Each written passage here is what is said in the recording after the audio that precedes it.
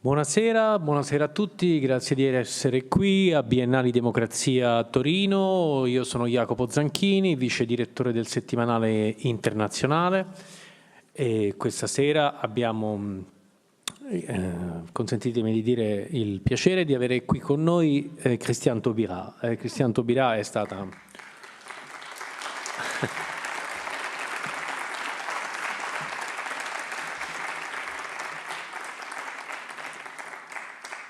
una protagonista della vita politica francese degli ultimi anni, ancora fa attivamente politica, dico è stata perché è stato anche ministra della giustizia dal 2012 al 2016 sotto il presidente François Hollande nei governi di Ayrault e Valls, donc governi socialisti e di sinistra, e è stata prima parlamentare nazionale francese, parlamentare europea e poi ha mosso i suoi primi passi nella politica francese in Guyana, dove è nata, nella Guyana francese, quindi un territorio d'oltremare, un dipartimento francese che si trova in Sud America, più o meno in mezzo alla foresta amazzonica.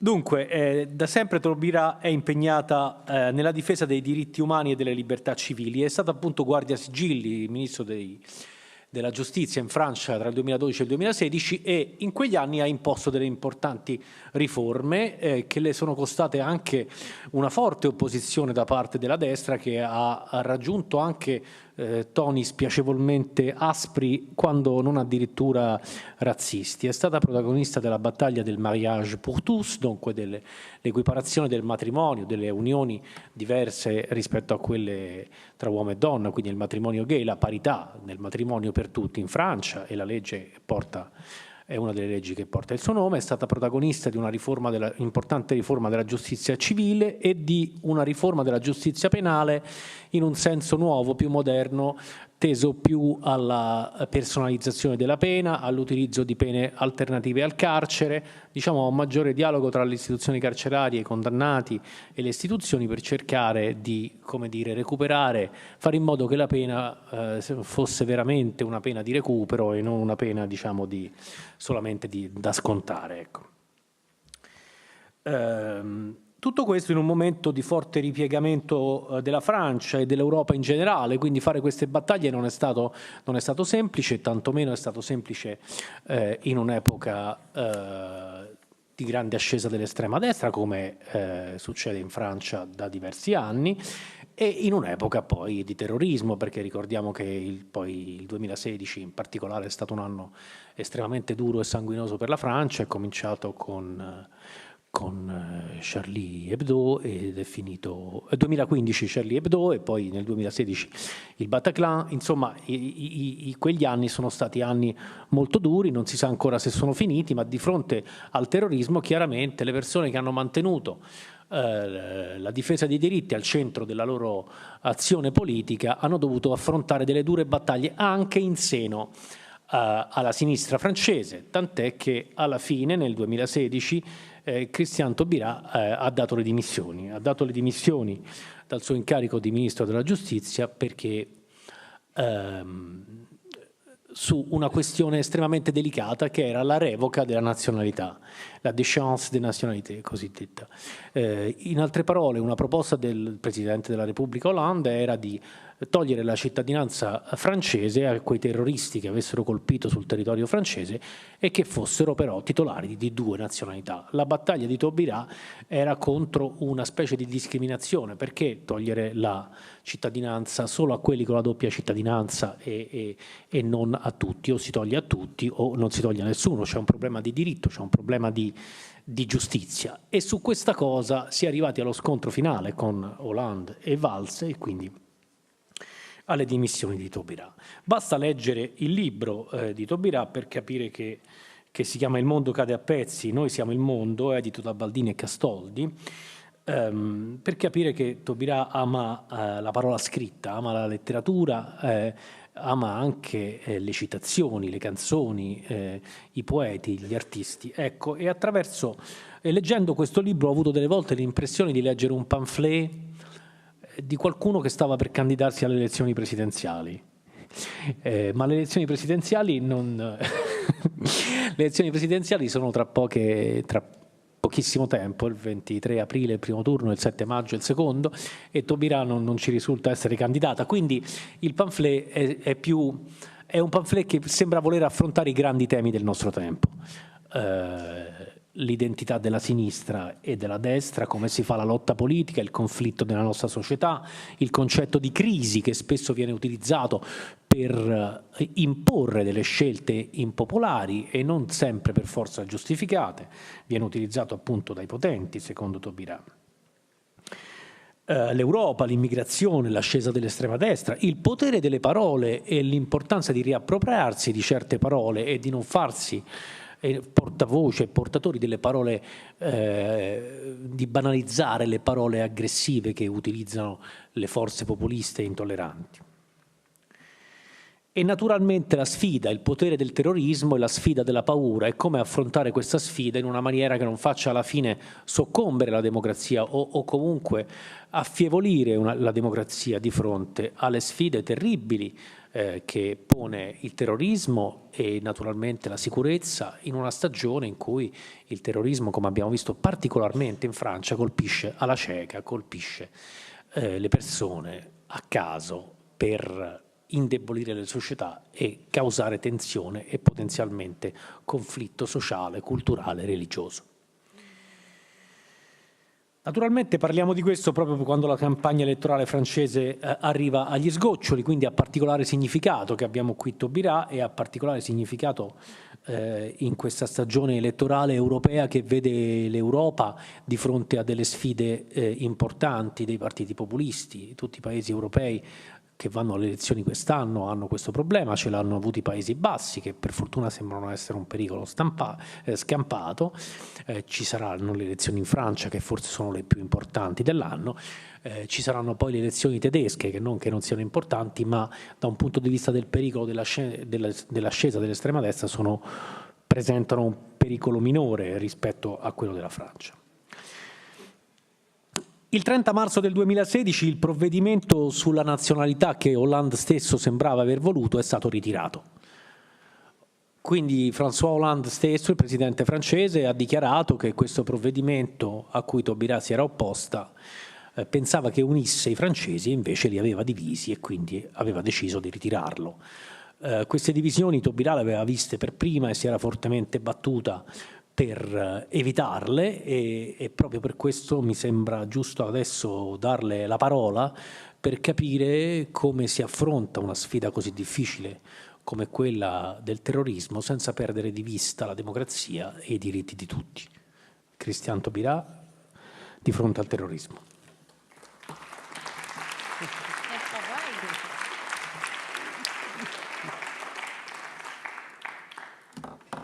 Cette machine est défectueuse parce que... Celle-là? Oui. Ah oui? Oui, parce que j'avais des creux de traduction. Ah, alors pour l'instant vous n'en avez pas besoin. Pas tout de suite, no. Je vais me comprendre. Questo è il mio, forse questo è questo. No, ma io non ne ho bisogno. Questo è il suo che non funziona, quindi posso dare il mio. Merci Jacobo pour cette présentation. Vous avez travaillé très sérieusement. Merci. Et en plus, vous avez été très bienveillant à mon égard. Donc, merci d'avoir rappelé quelques actions déterminantes que j'ai pu conduire au sein du ministère de la Justice en France, parce qu'il me tient à cœur, effectivement, qu'un certain nombre de réformes qui ont beaucoup d'importance pour la démocratie soient rappelées, surtout que je les ai conduites dans un esprit démocratique. Vous avez évoqué la réforme pénale, on n'en parle pas souvent, je vous en remercie, et non seulement vous avez évoqué la réforme pénale, mais surtout vous avez rappelé le sens de cette réforme pénale, à savoir se poser la question du sens de la peine, de l'efficacité de la sanction et par conséquent les chances de réinsertion d'une personne qui a été sanctionnée de façon à ce qu'elle ne soit plus un danger pour la société.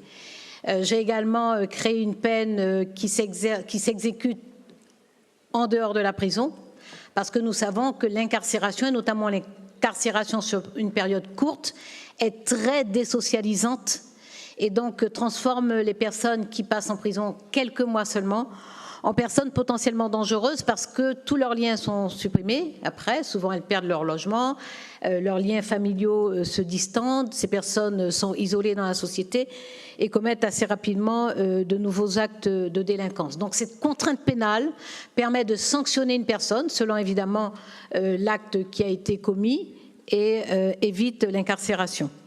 Je dois vous parler ce soir de la façon dont nos démocraties peuvent répondre aux défis du terrorisme.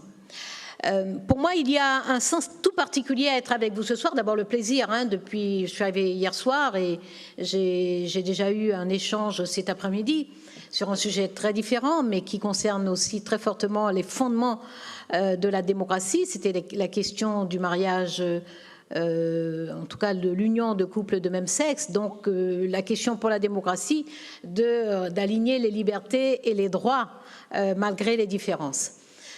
C'était un public comme vous, très très attentif et c'était extrêmement agréable.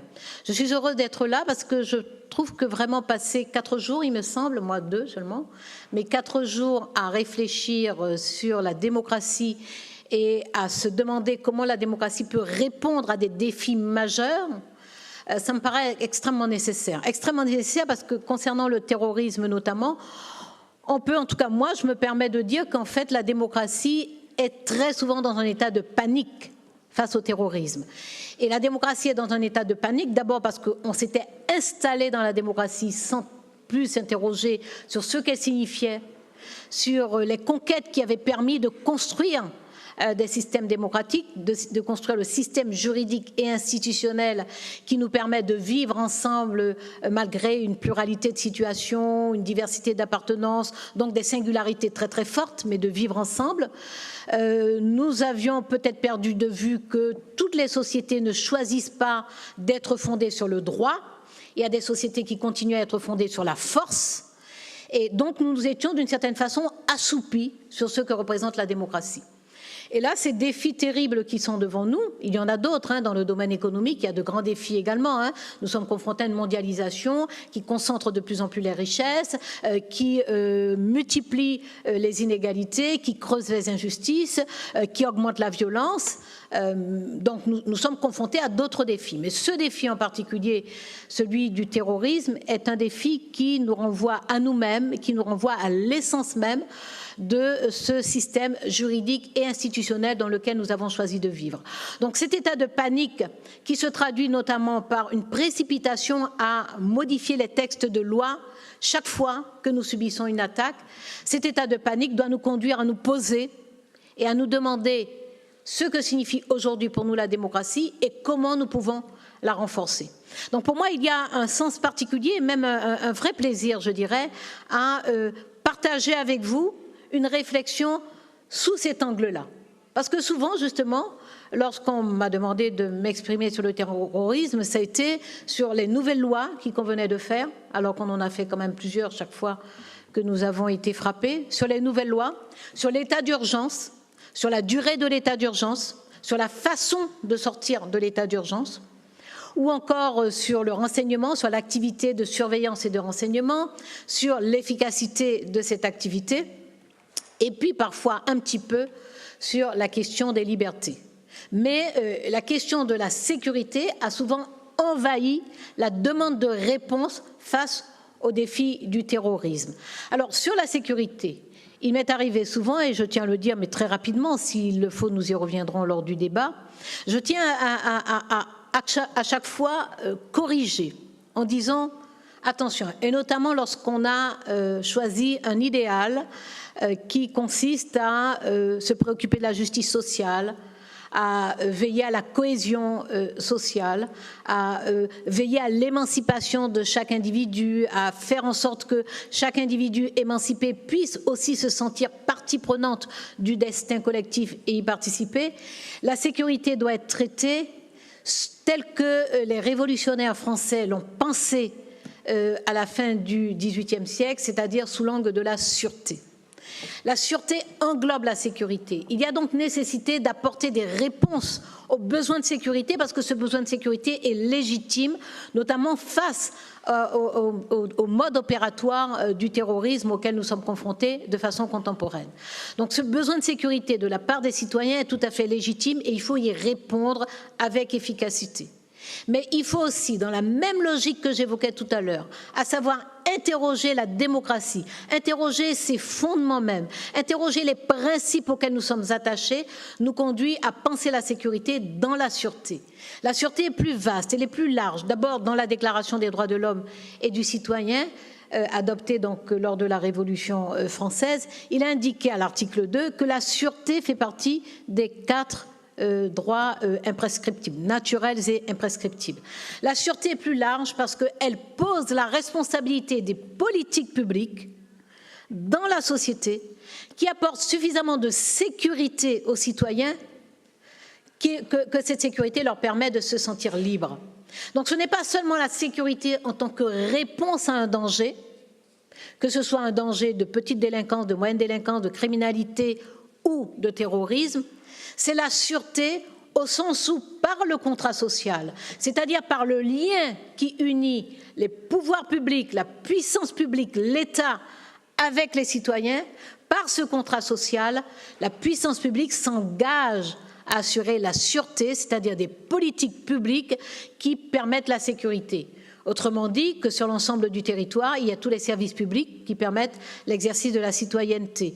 Autrement dit, que les citoyens se sentent en égalité, même s'ils sentent que l'égalité est inachevée, mais qu'il y a des actes qui posent l'égalité et non pas des actes publics qui posent les discriminations. Donc la sûreté est beaucoup plus large que la sécurité parce qu'elle relève de ce contrat social, elle a un caractère préventif et elle a un caractère de justice sociale par la présence des services publics, qu'ils soient éducatifs, qu'ils soient sociaux, qu'ils soient sanitaires, qu'ils soient même de surveillance, par exemple la présence de commissariats de police, que tous ces services soient présents sur l'ensemble du territoire et garantissent à l'ensemble des citoyens des parcours individuels qui soient les meilleurs qu'ils puissent rêver. Donc nous échappons aujourd'hui à cette fixation sur la sécurité comme réponse au défi du terrorisme, même si, je le dis avec une certaine insistance, il ne s'agit pas de minimiser ni le besoin de sécurité, ni la nécessité de penser la sécurité avec efficacité et de prendre les dispositions qui la rendent effectivement performante, mais il y a lieu d'aller au-delà, parce que la réponse ne peut pas juste être immédiate. Je disais donc que les démocraties sont un peu en état de panique, parce que souvent elles répondent justement de cette façon. Or, en réfléchissant autour de la démocratie, on s'autorise à penser les réponses qui ne soient pas strictement juridiques, qui ne soient pas strictement répressives, mais des réponses qui contribuent à la cohésion de nos sociétés. Ces réponses peuvent être culturelles notamment, et nous y reviendrons. Mais pour que les réponses soient le plus adaptées possible à l'état de nos sociétés et aux dangers auxquels nos sociétés sont confrontées, il est important de comprendre la nature et la dynamique du péril que nous avons en face de nous. Et c'est un effort que souvent les démocraties refusent de faire. D'abord parce que sous la pression des opinions publiques, le réflexe qui consiste à adopter de nouvelles lois est un réflexe qui semble correspondre aussi à la demande de l'opinion publique. Et ensuite, parce qu'il y a une idée fausse qui circule aussi, elle est peut-être arrivée jusqu'ici, c'est celle qui consiste à penser que lorsqu'on explique les processus qui peuvent conduire à l'adhésion de jeunes personnes, des hommes et des femmes,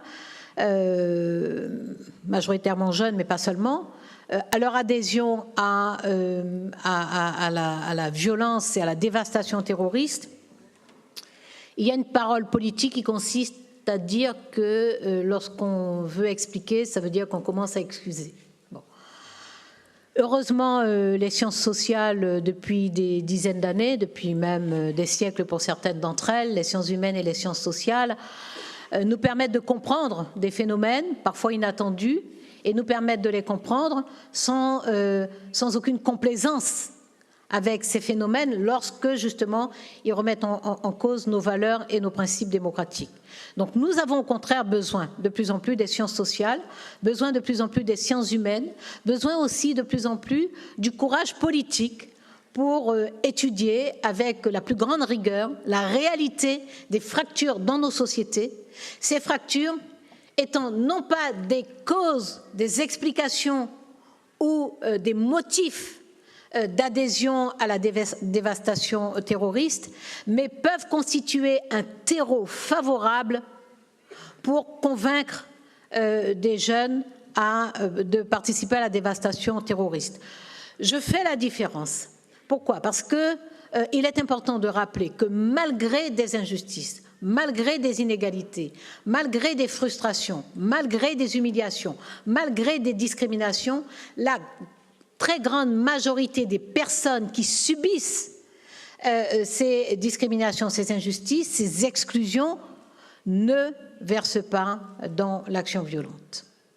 Et je crois qu'il est important de le redire, parce que lorsqu'on prend un raccourci et qu'on dit que la pauvreté, l'exclusion, les humiliations, ça explique la participation de certains jeunes, de certains territoires à l'action violente, je pense qu'on fait une violence à la très grande majorité des personnes qui subissent la pauvreté, qui subissent l'exclusion, qui subissent les discriminations et qui ne cèdent pas et qui au contraire s'engagent dans des associations, s'engagent dans des syndicats, s'engagent dans des partis politiques, s'engagent dans des comités de quartier, s'engagent pour changer la vie et pour transformer leur quotidien.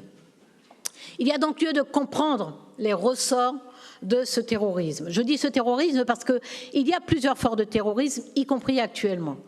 Vous vous souvenez par exemple du drame d'Utøya en Norvège, qui est un terrorisme suprématiste, qui est le même d'ailleurs que le meurtre, l'attaque terroriste perpétrée à Charleston aux États-Unis. C'est la même explication donnée par les auteurs, à savoir que la race blanche serait en danger, qu'elle serait en train de devenir minoritaire et qu'il fallait tuer à Utøya ces jeunes étudiants progressistes, généreux, vifs. Il fallait les tuer parce qu'ils appartenaient à un parti qui n'utilise pas l'immigration comme bouc émissaire.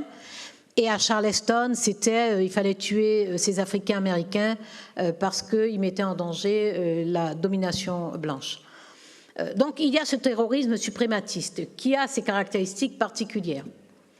Il y a eu dans le passé, proche, lointain, des formes de terrorisme différentes. Ici en Italie, vous avez connu des actes terroristes, alors ils concernent principalement la mafia, et des actions ont été pensées, conduites, mises en œuvre pour neutraliser la mafia, des actions juridiques, des actions judiciaires, des actions sociales aussi, des mouvements de protestation. Je pense à ce mouvement contre l'impôt mafieux. Je crois que ça s'appelait Adagio Pizzo. Donc il y a des réponses différentes qui se sont construites. En Espagne, l'Espagne a été confrontée au terrorisme basque pendant de nombreuses années avec une difficulté réelle, d'abord de très nombreuses victimes, près d'1 millier, et une difficulté réelle à apporter des réponses durables à ces attentats. La France a connu, à une échelle bien moindre que l'Espagne, mais elle a également connu ces attaques-là. Il y a en Amérique du Sud, dans la Caraïbe, dans d'autres parties du monde aussi, mais en Amérique du Sud et dans la Caraïbe, des actes de guérilla qui ont été conduits et qui ont été qualifiés comme étant terroristes. Et si je le mentionne, c'est parce qu'aujourd'hui, au sein de l'Organisation des Nations Unies, il y a une véritable difficulté quant à la qualification du terrorisme actuel, dans la mesure où il y a une résistance de la part, une très forte réticence de la part aussi bien de représentants des pays d'Amérique du Sud et d'Amérique centrale que des pays du Moyen-Orient pour cette qualification en disant, d'une part, mais nous avons mené parfois des guerres de guérilla contre des puissances coloniales et nous avons été qualifiés de terroristes. Et il pousse l'argussie jusqu'à dire mais vous, pendant la Deuxième Guerre mondiale, la résistance, les résistants étaient qualifiés de terroristes, donc il faut faire attention dans l'usage de ce mot et ne pas, avec simplicité, qualifier toute action violente d'action terroriste. Donc ça, c'est un vrai sujet que l'Organisation des Nations Unies n'a pas encore réglé. À ces réticences s'ajoute celle des pays qui ont une religion d'État et qui ont pour religion d'État l'islam et qui s'opposent à la qualification de terrorisme islamique. Ça n'est pas anodin. Ça n'est pas anodin. D'une part, pour montrer la difficulté de cohésion à l'échelle de l'Organisation des Nations Unies, mais aussi pour dire notre faiblesse sémantique. Et notre faiblesse sémantique est une marque de défaite. Nous avons un vrai problème quant à la capacité à trouver les mots qui désignent les faits. Et nous mettons les mêmes mots sur des faits qui sont de nature très, très différente. Je viens de donner quelques exemples. Par exemple, sur le terrorisme subi par l'Espagne, il y avait en face des revendications politiques et territoriales. Dans le terrorisme qualifié en Amérique du Sud et en Amérique centrale, il y avait une revendication de souveraineté nationale. Dans ce qu'il rappelle comme étant le terrorisme désigné sous de la résistance, il y a effectivement, il y a incontestablement une résistance face à un occupant qui non seulement est un occupant, mais est un occupant nazi, c'est-à-dire extrémiste, qui ne tolère ni les libertés ni les droits. Donc nous avons cette pauvreté de vocabulaire qui pose un problème, mais nous y reviendrons. Il n'empêche qu'il est important de comprendre surtout les dynamiques qui conduisent à l'adhésion de celles et de ceux qui cèdent au terrorisme. Et aujourd'hui, celui auquel nous sommes confrontés et qu'on appelle le terrorisme islamiste ou le terrorisme radical islamique ou le terrorisme de l'islamisme politique, ce qui dit bien toute la confusion que nous avons sur la question des mots, il y a des enjeux particuliers. Et ces enjeux particuliers concernent notamment la façon dont ce type de terrorisme travaille la société. Il travaille la société par le rapport à la religion. Il travaille nos sociétés par la présence d'une religion monothéiste, même si elle est sans clergé. Il travaille notre société par le lien qu'il peut y avoir, ou en tout cas que l'on peut définir ou que l'on peut trouver, entre ces pratiques terroristes et des problématiques économiques, des problématiques sociales, des problématiques civiques, des problématiques politiques. Et puis, il y a le caractère mouvant des profils de ceux qui s'adonnent à ce terrorisme. Par exemple, lorsque j'étais garde des Sceaux, nous avons mis dès avril 2014 en place un centre d'assistance pour les familles qui sont désemparées de constater un processus de radicalisation, entre guillemets, chez des proches, chez des enfants ou chez des proches. Et que ce soit les familles ou les enseignants. Les familles étaient plus nombreuses à appeler.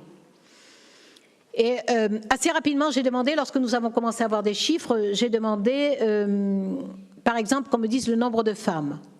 Les premières réponses qu'on m'a données a été « il n'y a pas de femmes ».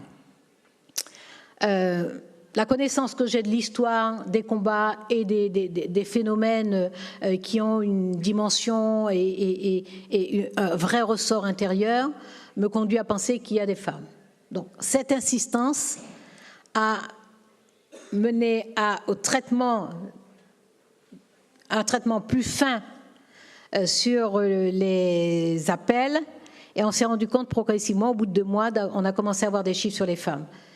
Quel était le rôle des femmes? Dans les premiers mois, on m'explique que en fait, les femmes rejoignent leur fiancé ou leur mari ou partent pour épouser un homme.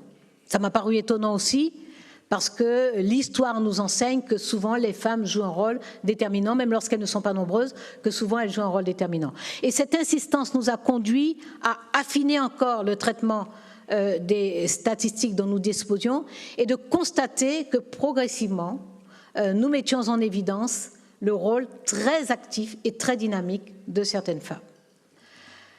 Ensuite, j'ai constaté qu'il y avait eu quelques cas de convertis. Donc j'ai demandé qu'on suive systématiquement les conversions. Lorsque j'ai demandé ce suivi, c'était en juillet ou août 2014, on m'a sorti 12% de convertis. En décembre 2014, il y avait 18% de convertis. En février, 21%. Février 2015, 21% de convertis. En août 2015, il y en avait 41%. Et lorsque j'ai quitté le gouvernement, donc les derniers chiffres que j'ai eus officiellement, en janvier 2016, il y avait 52% de convertis. Quelle est l'importance de savoir ça?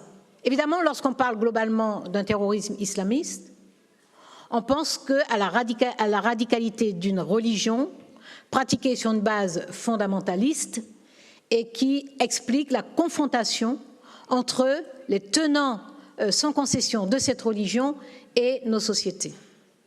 Ce qui a des effets collatéraux considérables, parce que cela entraîne facilement la stigmatisation de tous les pratiquants de cette religion. Tandis que lorsqu'on constate que la moitié pratiquement de ceux qui cèdent à ce terrorisme-là sont convertis depuis peu, il y a lieu d'étudier le processus de conversion, la rapidité avec laquelle on passe de la conversion à l'acte, et l'analyse est différente, elle devient plus complexe. Hein. C'est quand même plus simple d'avoir une analyse binaire. C'est une religion qui conteste une démocratie. Ça devient plus complexe d'avoir ces trajectoires différenciées et ces processus extrêmement accélérés. Donc comprendre tous ces paramètres nous permet de saisir que nous sommes face à un phénomène social.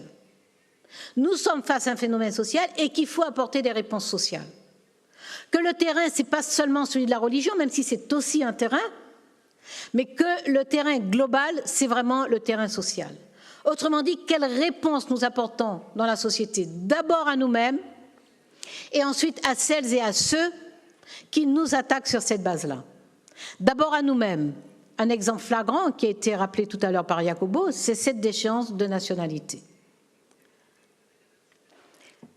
La déchéance de la nationalité, Jacobo l'a dit, visait des binationaux, donc visait à sanctionner de façon différenciée, pour les mêmes actes, des personnes qui ont une double nationalité et des personnes qui n'en ont qu'une seule. Parce que nous sommes tous engagés, tous nos pays démocratiques sont engagés dans des conventions multilatérales, et parmi ces conventions, évidemment, celle qui interdit de faire des apatrides.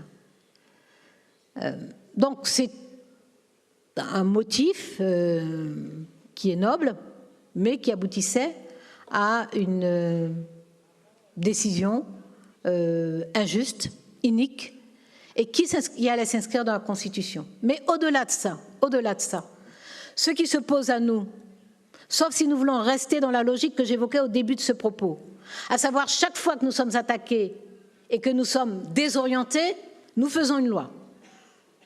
Et plus que de faire une loi, nous nous mettons à toucher à notre loi fondamentale, c'est-à-dire à notre Constitution. Si nous voulons procéder ainsi, oui, nous faisons de la déchéance de nationalité, nous ajoutons une nouvelle loi, nous durcissons encore la loi. En fait, nous montrons notre panique, nous montrons notre faiblesse, nous montrons notre conditionnement. Si nous avons confiance en nous et que nous savons, ce dont je suis absolument persuadée, que nos démocraties sont solides, parce qu'elles reposent sur des bases solides. Ces bases sont les valeurs que nous avons choisies. Les valeurs qui rendent précieuses les libertés individuelles et les libertés publiques. Les valeurs qui disent que les droits doivent être les mêmes pour tous et les obligations les mêmes pour tous. Si nous avons confiance dans notre démocratie, Nous pensons différemment la riposte. Oui, nous élaborons des lois. Oui, nous durcissons nos lois. Oui, parfois nous assouplissons nos procédures à condition, pour rester un état de droit, de mettre en face des procédures assouplies des dispositifs de contrôle. Oui, nous pouvons admettre la nécessité d'un état d'urgence. Mais pour rester dans un état de droit, nous ne pouvons pas indéfiniment prolonger l'état d'urgence.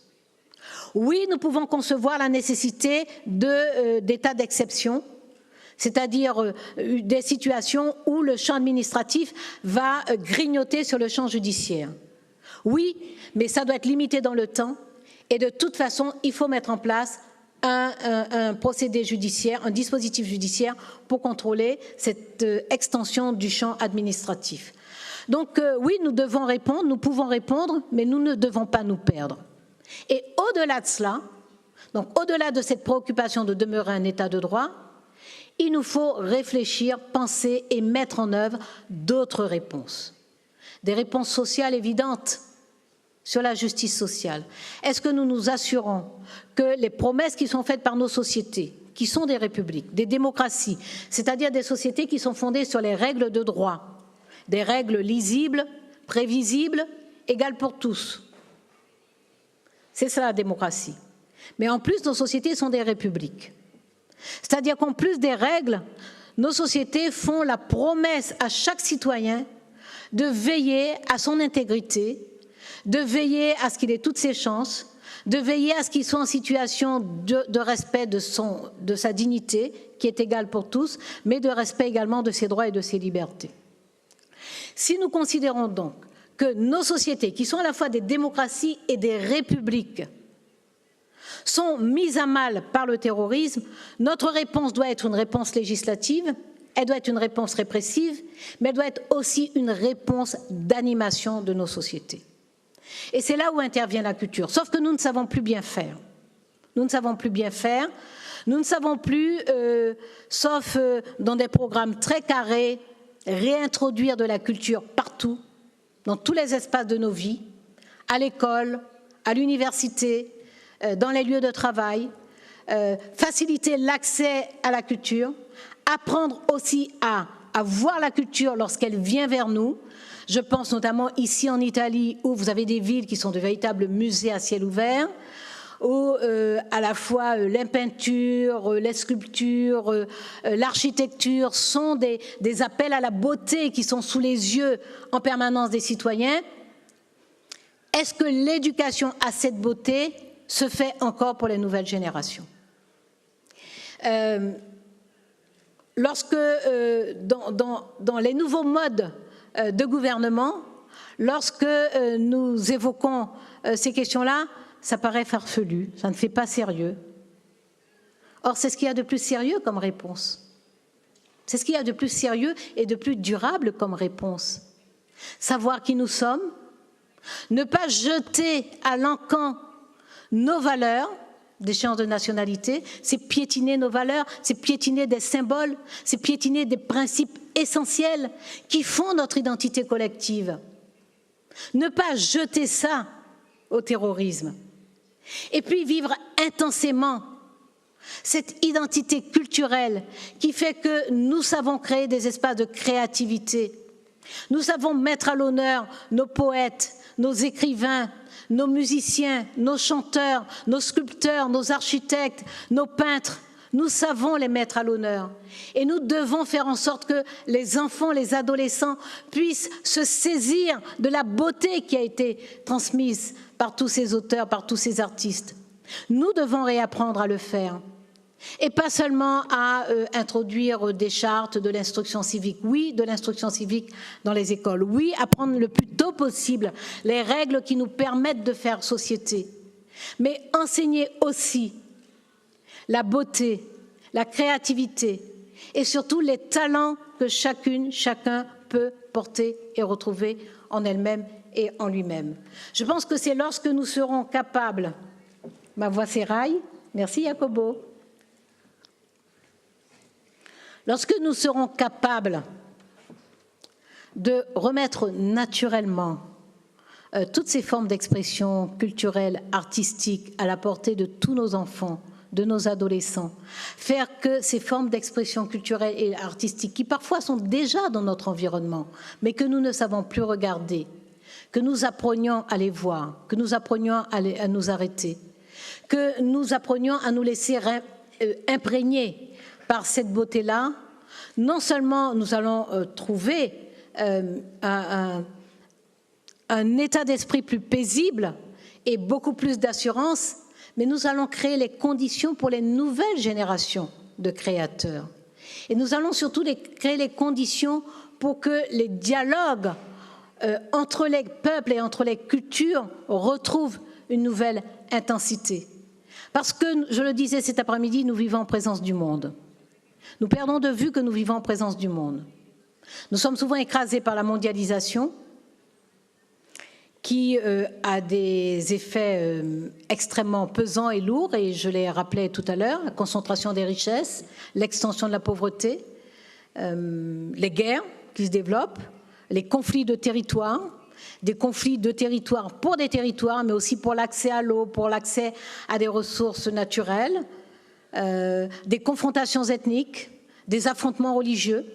Il y a toute une série de motifs qui font que nous sommes confrontés non seulement à une extension de la pauvreté, à la réapparition de maladies, de pathologies que l'on savait traiter, que l'on ne sait plus traiter, à des situations de famine, et surtout à ces flots de personnes, je mets des guillemets entre flots, je mets flots entre guillemets, à ces flots de personnes qui sont obligées de partir pour fuir des guerres, pour fuir une mort certaine, pour fuir la misère, pour fuir aussi des dérèglements climatiques, sont obligées de partir sur les routes du monde et viennent vers nous parce que ces personnes savent que nous vivons en démocratie et que nous sommes très très attentifs à la personne humaine.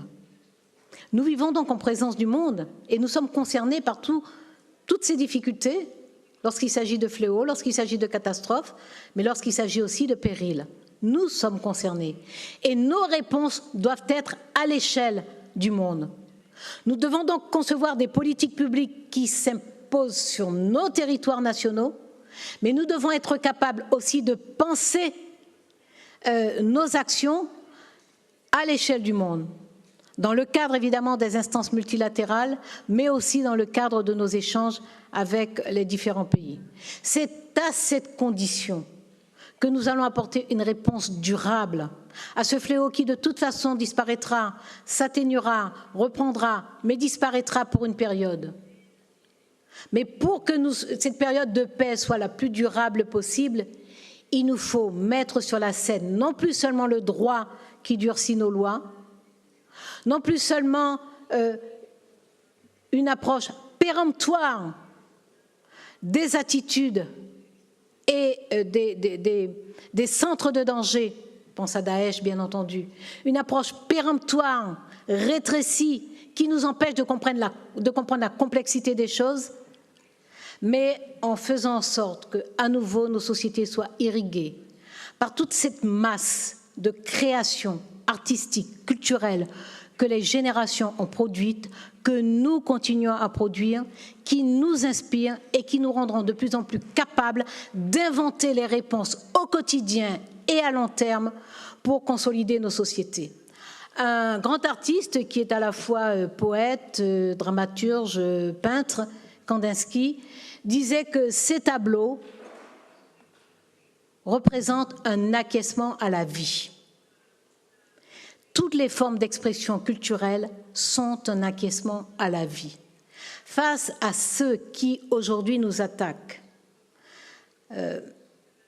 en posant eux-mêmes leur propre mort, parce que c'est une des grandes différences entre les anciennes formes de terrorisme et la forme actuelle, en posant même leur propre mort, sans se préoccuper d'effacer leurs traces, donc en laissant des traces pour la justice, pour la police. Ceux qui sont dans cette démarche nihiliste de destruction des autres et de destruction d'eux-mêmes ne seront vaincus que si nous, massivement, ensemble et avec le plus d'enthousiasme possible, nous acquiesçons à la vie, et nous savons que les artistes sont les meilleurs enseignants pour nous apprendre à acquiescer à la vie. Merci.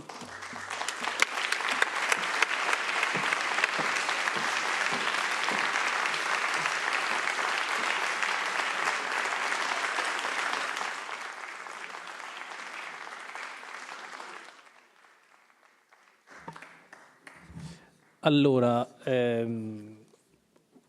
ho trovato molto interessante il discorso, molto particolare, molto originale, molto speciale anche per noi, anche per gli italiani che non sono stati in questa fase finora sottoposti a un'offensiva terroristica paragonabile a quella della Francia, ma che sanno cos'è il terrorismo, l'hanno saputo tanti anni fa, alcuni di voi non lo ricorderanno, altri sicuramente sì.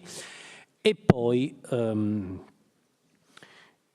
naturalmente la questione che non bisogna mai pensare di smettere di analizzare, di capire, che capire non vuol dire giustificare, ma capire vuol dire proprio comprendere per poter anche meglio rispondere, per poter anche meglio reprimere, ma come ha detto Taubira, senza perdersi, cioè riuscire a rispondere al terrorismo a un livello più vasto, più magari di lungo periodo, magari più faticoso, ma che non ci faccia perdere le nostre radici di democrazia, le nostre radici di convivenza, eccetera.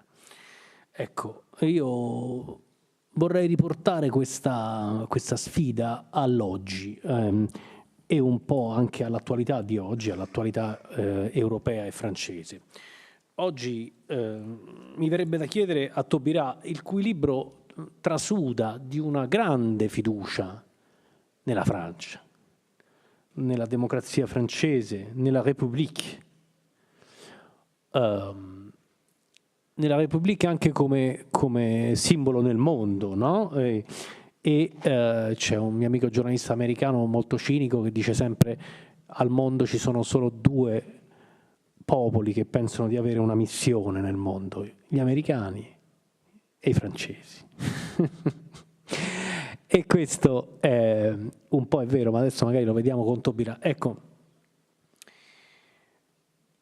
quello che vorrei capire oggi, a 20 giorni dalle elezioni francesi, perché la Francia? Cioè, è vero che il terrorismo, lo Stato islamico o Daesh, come viene chiamato in Francia, il gruppo Stato islamico o Daesh, per colpire, per come ha colpito a Charlie Hebdo, per come ha colpito al Bataclan, non servono migliaia di persone. I fratelli Kouachi erano 2 da Charlie Hebdo, quelli che hanno fatto il Bataclan erano una decina, quindi non si può far diventare... Dentro ci sono delle dinamiche di politica estera, c'è il ruolo della Francia in Mali, c'è il ruolo della Francia in Iraq, c'è il ruolo della Francia forse anche in Siria, insomma nella volontà di colpire la Francia, però c'è anche forse un problema di integrazione da una parte, di crescita dell'estrema destra dall'altra. Perché una grande democrazia come la Francia oggi è così, sembra così in crisi, così arrabbiata da una parte e, nonostante i grandi sforzi, anche economici, di integrazione, così in difficoltà? È una questione, secondo lei, Taubira, più economica, che riguarda più l'economia, la crisi sociale, o che riguarda più l'immigrazione, l'integrazione e il passato coloniale?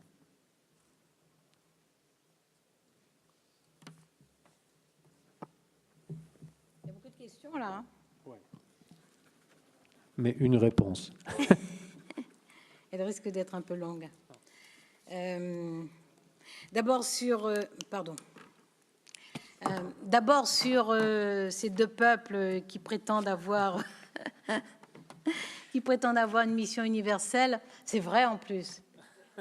C'est-à-dire que dans la je ne sais même pas si c'est seulement l'inconscient collectif, hein, je pense qu'il y a une conscience collective. En France, aux États-Unis, ça s'atténue, je vais dire pourquoi tout à l'heure. En France, il y a effectivement un peu dans l'inconscient collectif, mais je crois aussi un peu dans la conscience collective, l'impression d'avoir une mission, non pas avec vanité, mais en termes d'obligation. Sans doute parce que la Révolution s'est posée comme étant universelle. La Déclaration des droits de l'homme n'était pas universelle. Hein. La Déclaration universelle, elle date de 1948, mais la Déclaration des droits de l'homme et du citoyen n'était pas universelle. Mais elle s'est pensée universelle.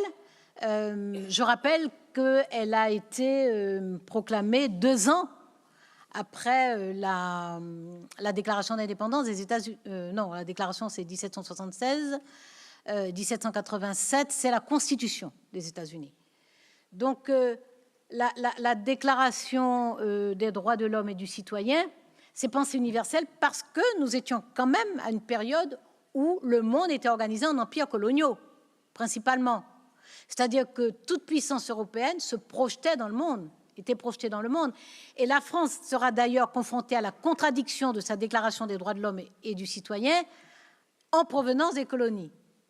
C'est la grande insurrection de Saint-Domingue, de la colonie de Saint-Domingue, qui va interpeller les révolutionnaires sur la question de l'esclavage.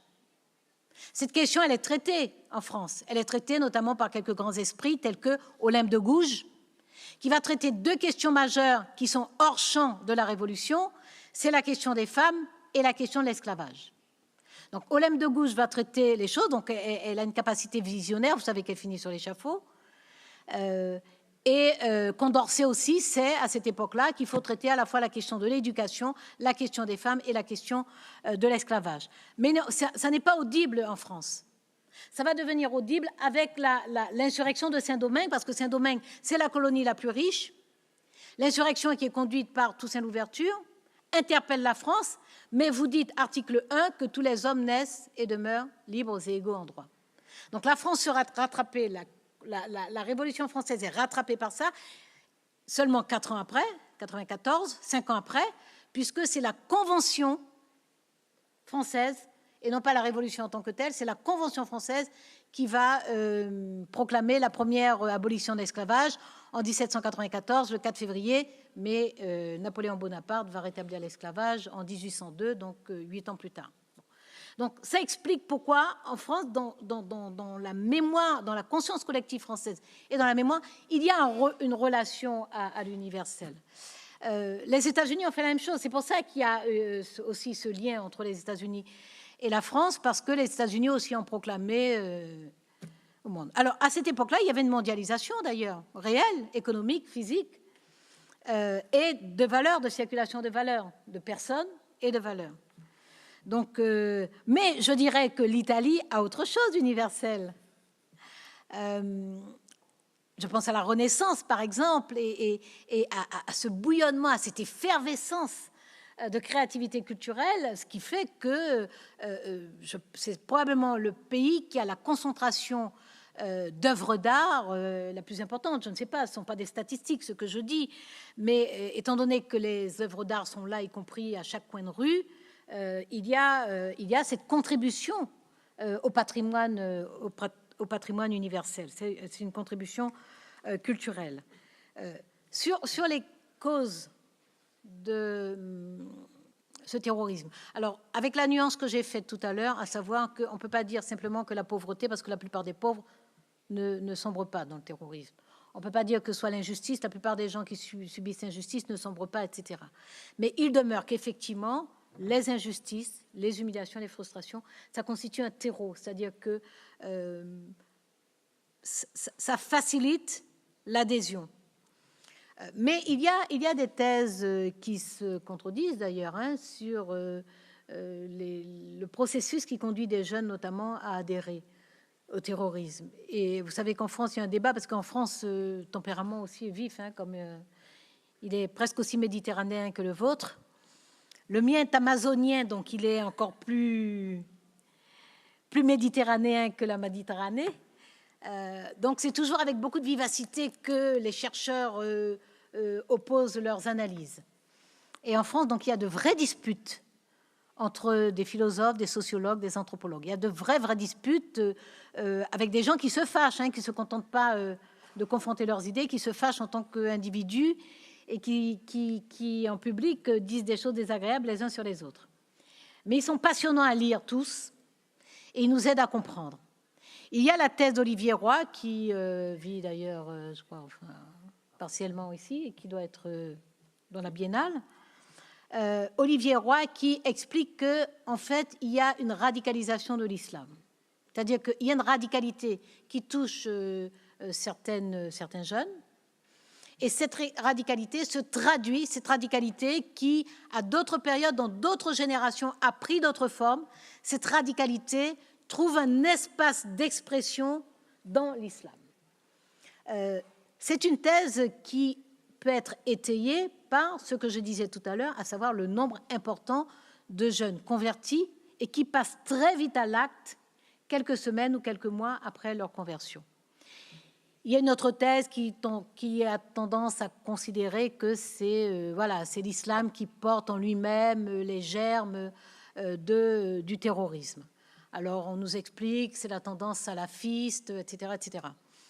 Moi, je crois que toutes les religions portent le germe de la violence parce que toutes, à travers le temps, dans l'histoire, ont eu des périodes d'une extrême violence.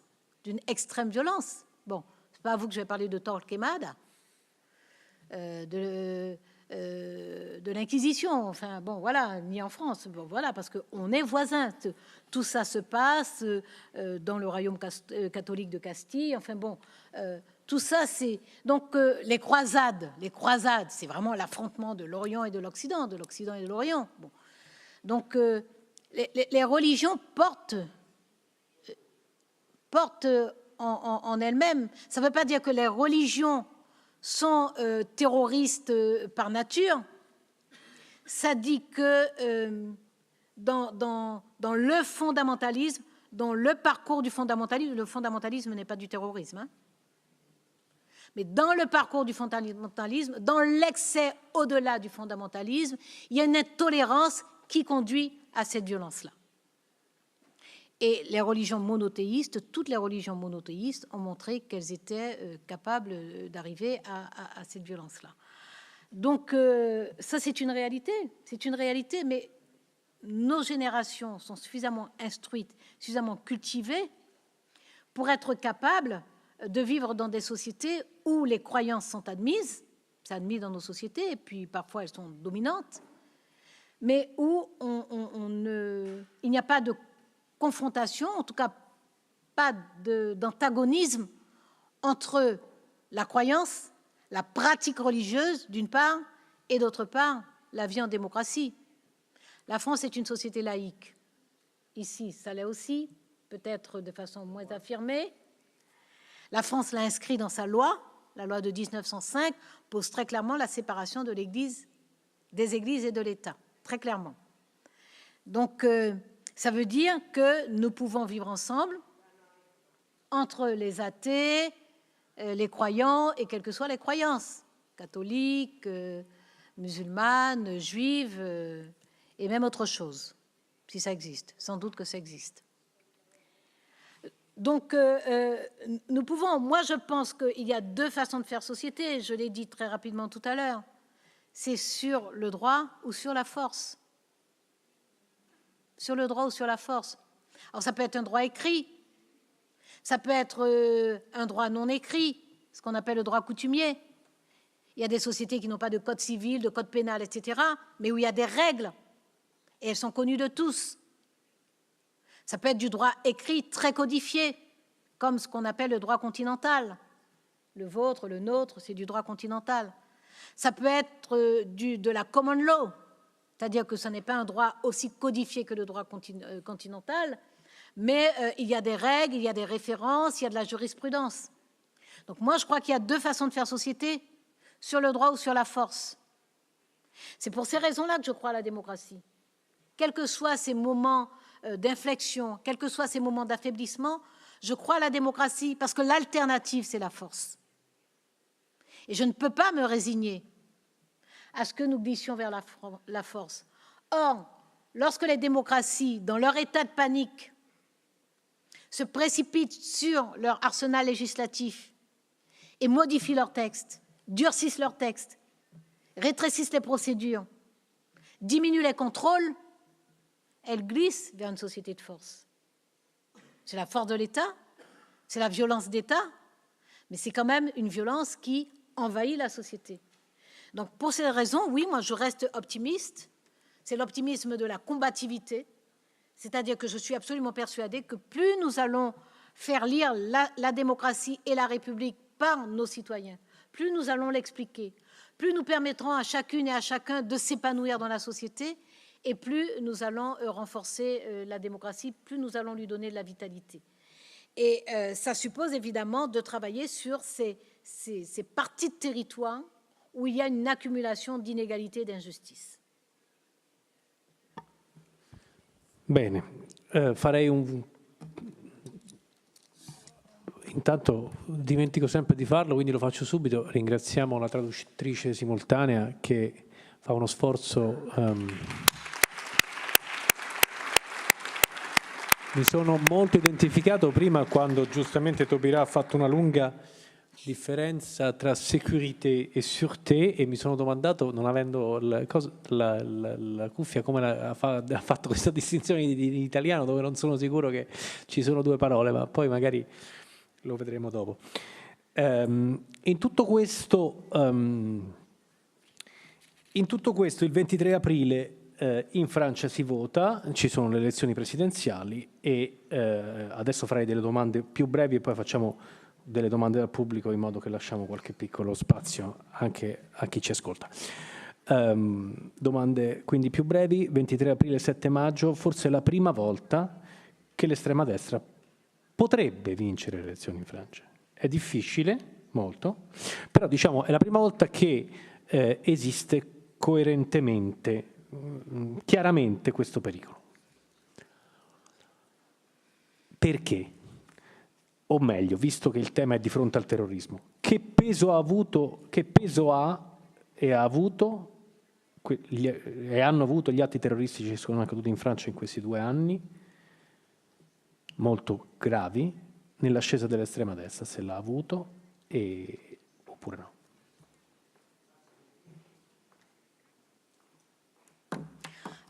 Malheureusement, l'ascension de l'extrême droite en France est antérieure aux attaques terroristes.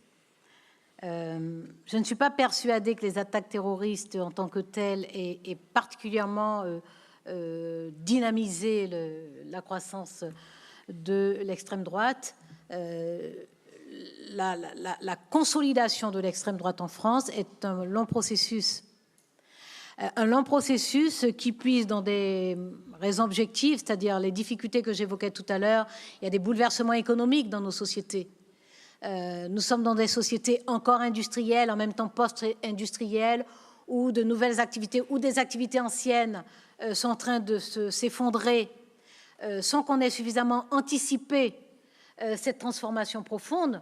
Donc il y a de nombreux citoyens qui se retrouvent les victimes de cet effondrement. On n'a pas su voir arriver les nouvelles économies, les nouvelles filières économiques, les nouvelles formes d'économie. Je pense à l'économie collaborative, je pense à l'économie collaborative qui entre en rivalité avec des filières de l'économie traditionnelle et qui signale un nouveau mode de vie, un nouveau mode de travail aussi. Je pense à l'économie circulaire, qui est une économie qui élimine le gaspillage et qui donc reconvertit les choses. Nous n'avons pas anticipé l'émergence de ces nouvelles formes d'économie et de ces nouveaux modes d'activité économique. Nous n'avons pas su le faire. De sorte que nous n'avons préparé ni nos sociétés, ni nos appareils économiques à faire face et être prêts. Et dans un monde ouvert, la circulation qui est facilitée fait que il est courant qu'effectivement les activités partent de chez nous et qu'elles partent ailleurs, ou qu'on n'ait plus besoin de socle physique et logistique chez nous. Donc ça, ce sont des causes objectives du désarroi des gens, et le désarroi profite très largement à l'extrême droite. En France et ailleurs, lorsque les gens sont désorientés, lorsqu'ils n'ont pas de réponse, c'est plus facile d'aller vers l'extrême droite. La classe politique ne sait pas répondre. Ni la droite républicaine, ni la gauche ne sait pas répondre parce qu'elles n'ont pas su anticiper. Donc elles n'ont pas construit ni une vision de la société post-industrielle, ni une vision de la société de services, ni une mutation des formes, des réponses au service des mêmes idéaux. La gauche, par exemple, française, elle a renoncé progressivement, sans le dire, mais elle a renoncé à ses idéaux. Parce qu'elle a confondu le fait d'inventer de nouvelles réponses pour servir les mêmes idéaux avec le fait de dire tout a changé, donc ce qu'on avait n'est plus valable. Non, l'idéal de justice sociale, il reste valable. Il l'est de plus en plus. L'idéal d'égalité est très valable et de plus en plus. De plus en plus, nous aurons besoin d'égalité.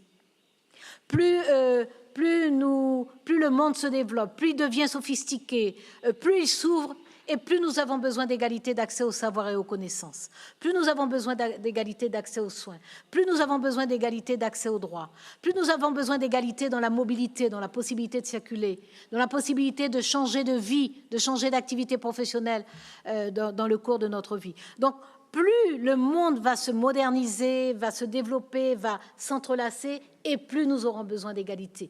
Donc, l'idéal d'égalité de la gauche est un idéal extrêmement moderne. Simplement, il faut y répondre différemment aujourd'hui. Il faut répondre différemment à ce besoin de connaissance et de savoir. Il faut répondre différemment à la nécessité d'assurer à chacun une activité. Il faut y répondre différemment. Donc la gauche n'a pas su maintenir ses idéaux, mais construire des réponses nouvelles. Ça, c'est une de ses faiblesses. La droite républicaine a été dépassée parce que l'économie réelle a été aussi phagocytée par l'économie financière, qu'il y a toute une partie de cette activité qui est devenue virtuelle et très, très volatile. Donc, elle a aussi perdu beaucoup d'emprise. Et les gens désorientés, qui n'ont pas de réponse politique construite face à ces bouleversements, ont tendance à glisser vers l'extrême droite qui leur dit « c'est très simple ». Il y a 4 millions de chômeurs en France, il y a 4 millions d'immigrés. On peut rester au stade de l'école élémentaire, les additions et les soustractions, on a tout compris. Et ça fonctionne. Ça fonctionne. L'extrême droite fournit des boucs émissaires. Elle n'apporte pas des réponses aux problèmes. Elle apporte des boucs émissaires. Et c'est facile, c'est réconfortant, c'est valorisant. Donc, ça fonctionne. Donc, il y a d'abord une faillite des forces politiques républicaines, et puis il y a une ruse et une fourberie extrêmement sophistiquée de la part de l'extrême droite, qui conserve sa filiation intellectuelle et idéologique, donc de rejet, de repli sur soi, de rejet des autres, d'exclusion. Elle conserve sa filiation d'intolérance anti-républicaine, antidémocratique. Elle conserve ça, mais en même temps, elle fait croire aux gens qu'elle les aime, qu'elle va les protéger. Elle est dans toutes les turpitudes. Elle accuse toute la classe politique d'être faite de pourris, que de pourris. Elle est dans toutes les turpitudes financières et autres. Ça ne lui coûte rien électoralement, c'est quand même assez phénoménal. Donc voilà, elle fait croire au peuple qu'elle est avec le peuple, mais elle n'est pas avec le peuple parce qu'elle n'aime pas le peuple et que les dirigeants de l'extrême droite ont une vie qui montre que ce sont des notables et que voilà, ils n'ont pas grand-chose à voir avec le peuple. Moi, je préfère Victor Hugo, qui n'était pas populiste du tout, mais qui aimait vraiment et sincèrement le peuple et qui n'avait pas le même discours parce que lui, il disait, c'est dans un poème qui s'appelle « Ce qu'on foule aux pieds », et il disait moi, si je veux aider le peuple à résoudre un problème, je me penche vers lui. Pour commencer, je l'aime. Le reste vient après. Oui, je suis avec vous. Ça n'est pas la même chose. L'extrême droite, c'est « je vous utilise ». Bene, avevo preparato qualche... Pour Victor Hugo. Avevo preparato qualche altra domanda per Taubira che senza saperlo ha risposto più o meno a tutte nella sua ultima risposta, quindi dedicherei proprio qualche ultimissimo minuto per chi vuole a fare una domanda con un paio di preghiere prima. Ci sono un paio di volontari in sala che hanno un microfono a gelato che può essere messo in circolazione. Le preghiere che vi faccio sono queste: le domande devono essere domande, quindi non comizi, discorsi, considerazioni di 15 minuti, devono essere delle domande asciutte, molto asciutte e corte a Taubira, in modo che lei possa rispondere in una maniera rapida e così se ne riescono a fare più di 2 o 3. Grazie mille, se non vi ho spaventato troppo e qualcuno ha una domanda è molto gradito. C'è il signore qui in... Buonasera, anzi buonanotte a tutte e a tutti. Vabbè, la sua premessa mi crea un po' qualche difficoltà, perché io volevo, vabbè, dato che io leggo anche, lei ha detto mi pare che è vice direttore, no, dell'Internazionale, sì, ogni tanto lo leggo e lo apprezzo. Grazie. E quindi però non ho tanto apprezzato, speravo qui di non sentire la parola populista, che io ritengo per me un po' fastidiosa e anche soprattutto se detta in senso dispregiativo, diciamo, no? Perché io potrei ribaltare la questione del populismo, ma non so, riferirlo per esempio ai 27 capi di Stato che si sono riuniti a Roma per festeggiare, tra virgolette, il 60° anniversario della fondazione di un'Unione Europea che praticamente non c'è più, quella dell'austerità e così via di seguito. Comunque, vengo alla domanda che non è questa, era una proposta e una precisazione. Perfetto. Pensavo che qui il termine populista di non averlo ascoltato, invece l'ho ascoltato. Comunque ognuno poi è libero di usare le parole come vuole. E io volevo un po' chiedere a Madame Christiane Taubira questo. Qualche cosa lei l'ha accennata, cioè a proposito della religione, della radicalizzazione islamica e così via di seguito. E questa è un'analisi ovviamente accettabile. Io vorrei però andare oltre. Cioè, in questo senso, in Italia e forse la domanda però in Francia, e deve arrivare una domanda, altrimenti... lo so, ma la domanda, sai, insomma, la domanda poi può avere anche nessun senso. Siccome io considero, a proposito di terrorismo, la guerra e le guerre il massimo del terrorismo, e in Italia e forse anche in Francia, chiedo, molto spesso si parla soprattutto e soltanto degli effetti del terrorismo e non delle cause. Tra le cause, per esempio, guerra in Iraq di Bush e Blair, per cui Blair è già addirittura sotto una commissione. Mi faccia concludere. No, non la posso fare. Sì. Gliela faccio... Poi c'è.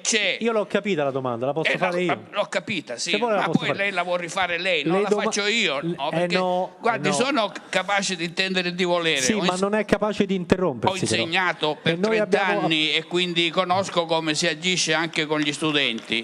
E quindi la domanda...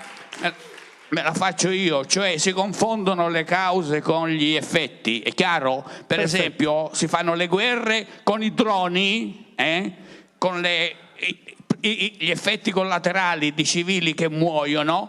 La domanda è chiarissima. Si fotte il petrolio e le materie prime, si commerciano le armi, per usare un eufemismo. Abbiamo capito. E concludo. Mi fa piacere che almeno lei abbia capito. È grazie. Fantastico, grazie a lei. Je vous en prie. Vous avez compris la question, plus ou moins? Est-ce que la responsabilité de l'Occident des guerres pour le pétrole, les drones et tout ça, qui sont les vraies causes du terrorisme, sont souvent oubliées alors que on parle plutôt des effets, c'est-à-dire les attentats? Oui, mais j'ai entendu aussi votre propos sur mes réponses courtes, donc peut-être que par précaution, je fais des réponses interminables, qu'on en prenne 3, peut-être. Ok, facciamo allora tre domande così qui. Et je vais répondre, bien sûr, monsieur. Torno a chiedere la brevità assoluta. Grazie.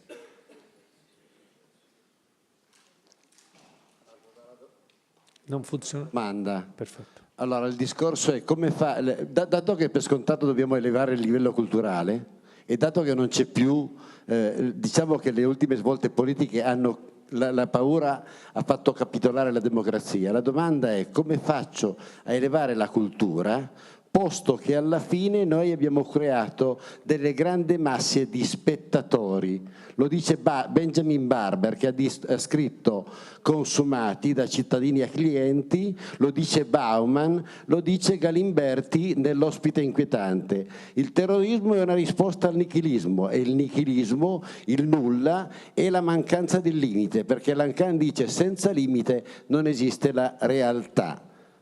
Questa è la domanda, come faccio a far crescere il livello culturale, posto che e la creatività, posto che a un certo punto Diego Fusaro ha parlato di masse lobotomizzate, quindi tutti spettatori, pochi protagonisti. Grazie.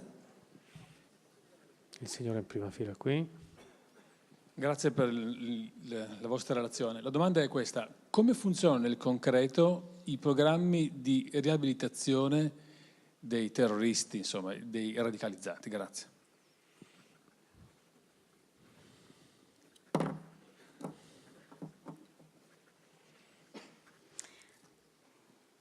Bon, je vais essayer de répondre. Clairement, je n'ai pas forcément des réponses à toutes les questions telles qu'elles sont posées. Moi, je peux vous dire comment je les comprends surtout. En fait, ce que vous évoquez, monsieur, je reviens à vous pour la première question, c'est la dimension géopolitique, effectivement, qui intervient dans oui, appelons-la la guerre terroriste, appelons-la comme ça. Enfin, je ne sais pas si le concept convient. Mais je crois aussi qu'il y a... c'est pour ça que j'évoquais cette thèse qui consiste à dire que des jeunes trouvent dans la religion islamique un espace pour une radicalité qui vient d'ailleurs, qui a une autre source. Parce qu'il y a effectivement, en tout cas dans les motivations qui sont données, il y a aussi parfois le fait que vous ne faites rien au Moyen-Orient, on tue des enfants sans arrêt, nous allons venger ces enfants-là. Donc il y a aussi une explication, sincère ou pas sincère, mais en tout cas formulée, qui consiste à dire il y a des causes qui relèvent de l'idéalisme, dans le fait d'aller faire la guerre, d'aller sur les théâtres d'opération. Sauf que le terrorisme, ça n'est pas la guerre en tant que telle. En tout cas, ça n'est pas la guerre telle qu'on connaît les guerres. Moi, je dis que nos pays vivent dans un entre-deux, sans guerre ni paix. Ce n'est pas la guerre telle qu'on la connaît, classique, avec des tranchées, avec des ennemis identifiés et identifiables aussi, avec des uniformes, avec des lieux, avec des porte-paroles, avec des personnes qui peuvent se retrouver, discuter, décider par exemple d'une suspension de la guerre, discuter, essayer de trouver un accord. Voilà, on a un schéma classique de guerre qui a donné lieu à un droit de la guerre. On n'est pas dans ce schéma classique-là. C'est pour ça qu'il nous faut inventer, parce que nous sommes devant quelque chose de beaucoup plus diffus. D'abord parce que le monde est ouvert aujourd'hui. Ensuite parce qu'il y a aussi ces motifs qui, en tout cas, s'expriment comme étant non pas des motifs de destruction juste nihilistes, effectivement, mais des motifs de riposte, de contre-attaque par rapport à des attaques qui sont faites. Donc, moi, je suis d'accord avec vous, en tout cas, sur le fait que aujourd'hui, que ce soit l'Irak, que ce soit la Libye, ce sont des pays qui ont été déstabilisés et qui, voilà, et qui sont devenus aujourd'hui des lieux de recrutement, d'action, de repli aussi, de conversion, donc qui sont devenus des lieux dangereux pour nous. Donc ça ne tombe pas du ciel, vous avez parfaitement raison. Ce que je vais ajouter, c'est sans doute absolument inutile, mais je vais l'ajouter, c'est que ça n'excuse pas les actes terroristes qui consistent à tuer aveuglément. Voilà, ça ne constitue pas une circonstance atténuante. Ça nous interpelle pour que nous ne permettions pas à nos gouvernants de prendre n'importe quelle décision qui nous met en danger, nous. Et que nos gouvernants soient à la hauteur. Si ils décident d'attaquer un pays,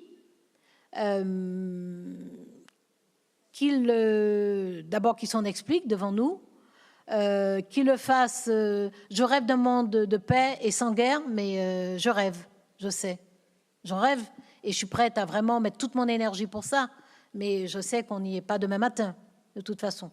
Donc les guerres vont continuer, mais il est bon de ne pas occulter, vous avez parfaitement raison, il ne faut pas occulter ces causes-là, parce que c'est une façon d'absoudre des décisions politiques et militaires qui contribuent à nous mettre en danger.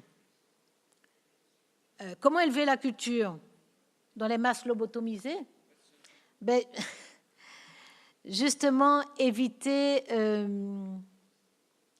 qu'elle soit lobotomisée, éviter ces cultures très appauvries, uniformes.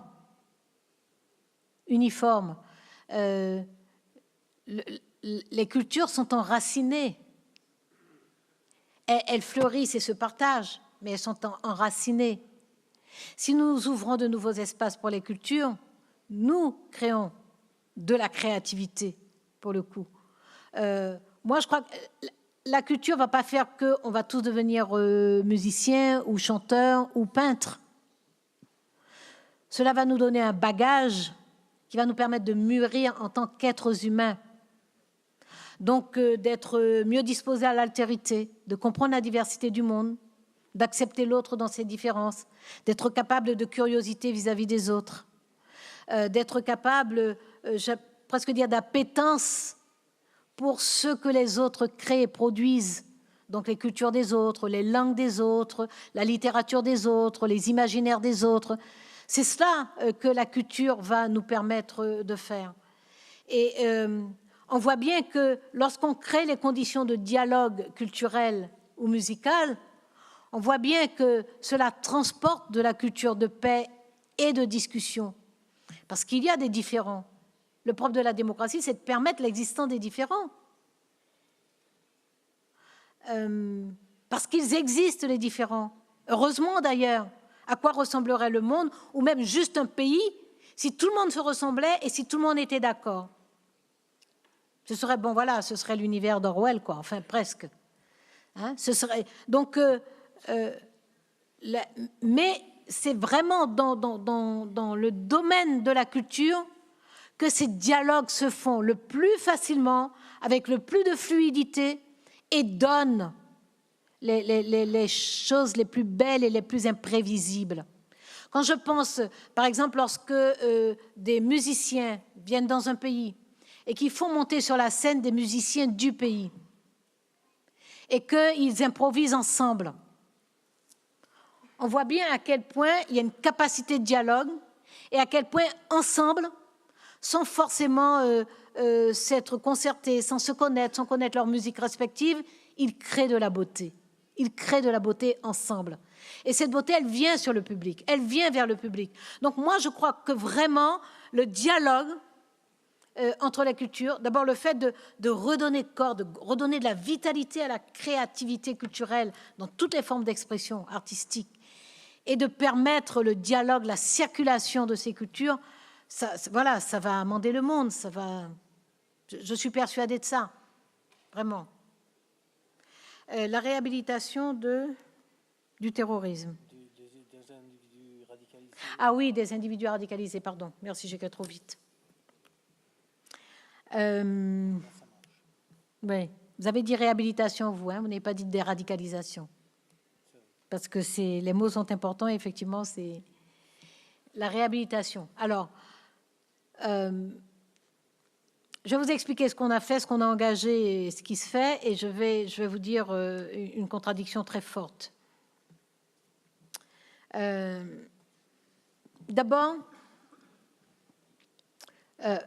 comme le rappelait Jacobo dans l'introduction, j'ai été très, très attaquée par la droite en France, qui m'a accusée de tous les maux, y compris d'être amie avec les criminels, y compris d'être la copine des terroristes, y compris de vider les prisons.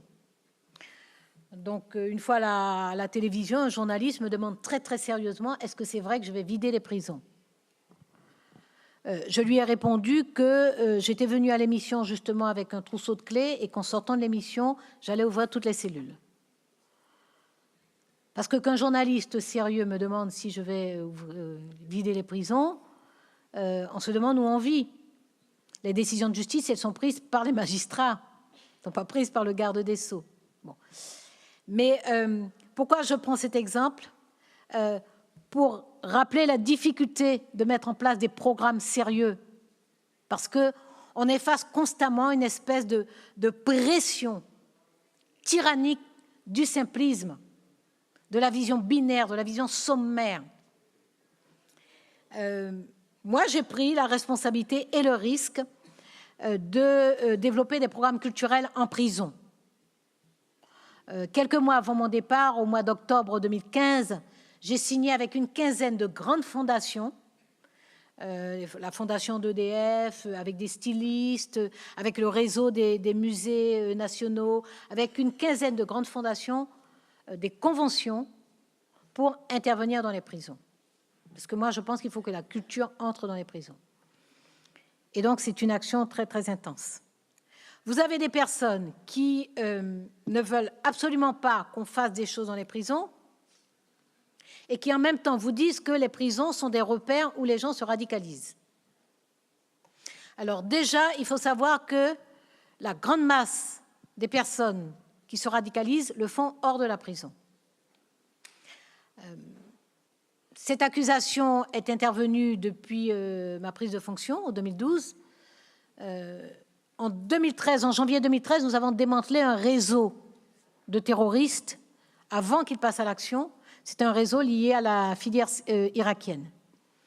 Et j'ai demandé, il y a eu une douzaine d'interpellations. J'ai demandé qu'on me remonte les fiches pénales des personnes qui avaient été interpellées. Et j'ai découvert qu'il y avait 2 personnes sur 12 qui avaient une fiche pénale, donc qui avaient eu affaire à la justice. C'est-à-dire 10 sur 12 qui n'avaient pas eu affaire à la justice. Nous n'avions rien sur eux. Je me suis demandé si c'était exceptionnel ou si ça pouvait signifier quelque chose. J'ai donc immédiatement fait mettre en place un indicateur pour mesurer le taux potentiel de radicalisation qui pouvait se faire en prison. Une parenthèse. En prison, nous prenons des décisions, c'est une population captive par nature.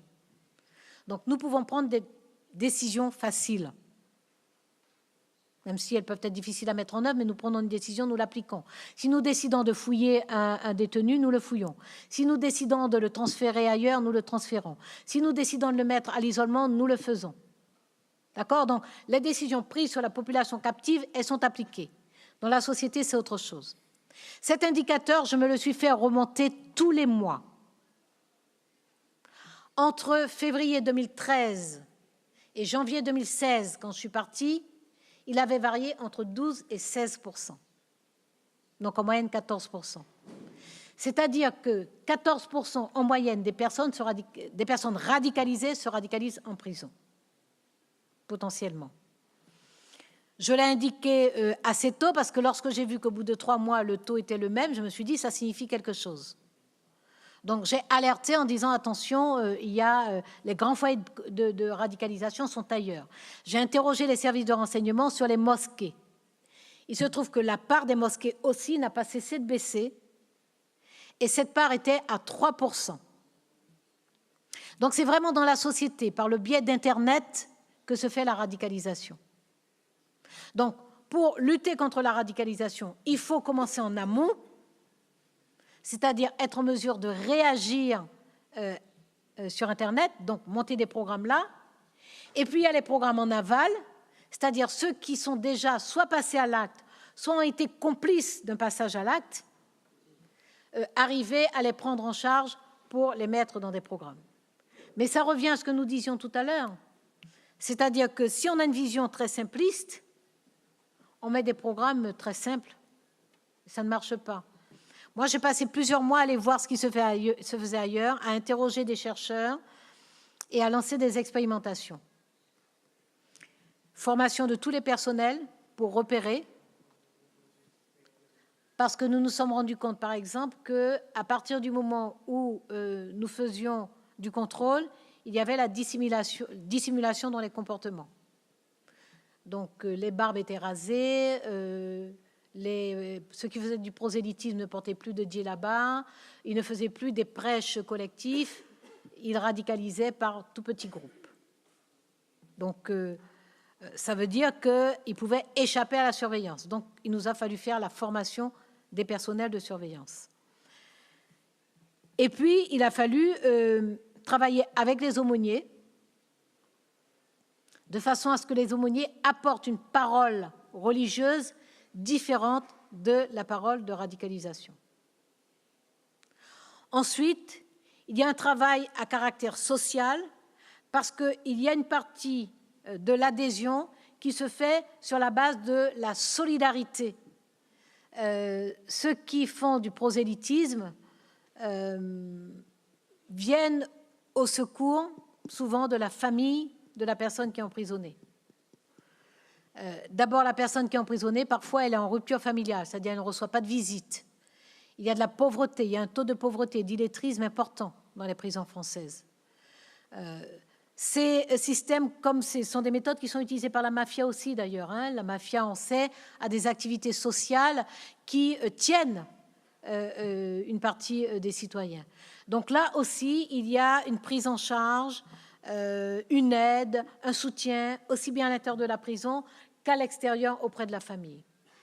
Donc, il faut arriver à identifier tout ça pour savoir comment on répond, soit à un basculement dans la radicalisation par désespoir, soit un basculement dans la radicalisation par conviction, soit un basculement dans la radicalisation par calcul. Donc, les programmes qui doivent être mis en place sont différents, bien entendu. Nous avons expérimenté un programme de séparation, de double séparation. Nous avons séparé des personnes radicalisées de l'ensemble des détenus et nous les avons séparées entre elles en les mettant dans des cellules individuelles. Nous avons constaté dans l'ensemble de l'établissement qui était en expérimentation une baisse de tension, ce qui a permis au personnel de travailler et aux aumôniers de travailler avec les autres détenus. Mais il a fallu monter un programme pour ces personnes radicalisées qui avaient été séparées. C'est un programme que j'ai lancé en fin 2014. Ensuite, j'ai lancé un appel d'offres pour que des organismes de recherche viennent accompagner. L'accompagnement a eu lieu pendant toute l'année 2015. Et normalement, au début de 2016, il y a eu l'ouverture d'autres programmes de ce type. Tout ce que je sais, puisque je ne suis plus en fonction, c'est qu'il y a eu un rapport récemment qui a dit que... alors, il y a une querelle parce qu'il y a un rapport qui dit que ça ne marche pas du tout, il faut arrêter ça, tel que ça a été fait, mais ça a été fait différemment. Parce que moi, j'ai fait une expérimentation évaluée.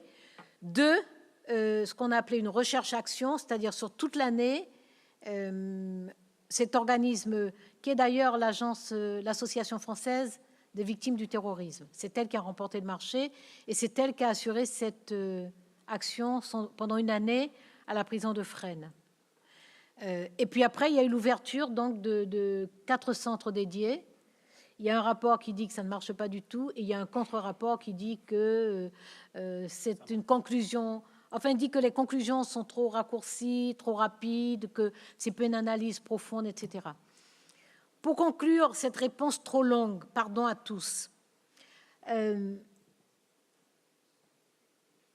je crois que d'abord, il faut éviter la radicalisation. C'est facile à dire, mais c'est d'abord à ça qu'on doit travailler, éviter la radicalisation. Et ensuite, lorsque les gens sont engagés, il faut beaucoup de modestie. Il y a des méthodes simples qui fonctionnent très bien avec certaines personnes. Il y a des méthodes simples qui ne fonctionnent absolument pas. Il faut beaucoup de modestie, il faut beaucoup de souplesse, il faut beaucoup de réactivité. Il faut travailler sur l'entourage de la personne et pas seulement sur la personne. Il faut vraiment construire des programmes qui soient plus consistants que ce qu'on fait. Ce qu'on fait ressemble davantage à des réponses pour apaiser l'opinion publique qu'à de vrais programmes pour assécher le terreau de radicalisation. Donc moi, je suis allée voir ce qu'on faisait au Royaume-Uni, je suis allée voir ce qu'on faisait en Allemagne, je suis allée voir ce qu'on faisait au Danemark. J'ai reçu des chercheurs français, étrangers. J'ai travaillé avec l'Espagne sur ce qu'elle avait fait contre le type de terrorisme auquel elle a été confrontée. Je travaillais avec vos procureurs généraux ici aussi. Donc voilà, ces pays-là, parfois, ont lancé des programmes. Le Royaume-Uni, l'Angleterre avaient lancé un programme, 5 programmes. Il a interrompu très vite un de ces programmes. Donc voilà, moi je crois qu'il faut beaucoup d'humilité parce que c'est un phénomène qui est nouveau, qui nous est étranger, au sens où on ne le comprend pas.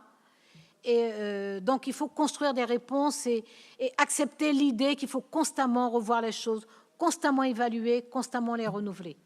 Et savoir que ça n'est pas en 6 mois qu'on va voir si une personne a été déradicalisée. Il y a des repentis, nous avons mis un programme pour les repentis, il y a des repentis qui viennent faire des séminaires de déradicalisation. Mais quelqu'un qu'on a réussi à ramener, il faut voir si dans 5 ans, cette personne ne va pas à nouveau dévier. Donc, je pense que nos citoyens sont assez mûrs pour entendre les vérités. Au lieu de leur dire, vous pouvez dormir tranquille, on s'occupe de tout, on va déradicaliser ceux qui sont radicalisés, on va repérer les autres, etc. Il faut dire que nous sommes devant un vrai défi, qu'il est complexe, que ça peut nous prendre du temps. Et c'est pour ça qu'il faut travailler sur plusieurs fronts, dont celui-ci. Bene, grazie mille Merci a Christian Taubira anche di questa ultima riflessione più difficile su quanto sia difficile anche questo momento, nonostante il suo ottimismo, sia difficile per la Francia, per l'Europa e ovviamente poi per tutte le regioni più direttamente coinvolte in questi conflitti. Io direi che essendo le 11:10 chiudiamo qui. Ringrazio il pubblico, oltre a Christian Taubira, il pubblico che ha assistito attento a tutta la conferenza Biennale Democrazia. Ringrazio di nuovo la traduttrice che ha fatto un grande lavoro e buonanotte a tutti.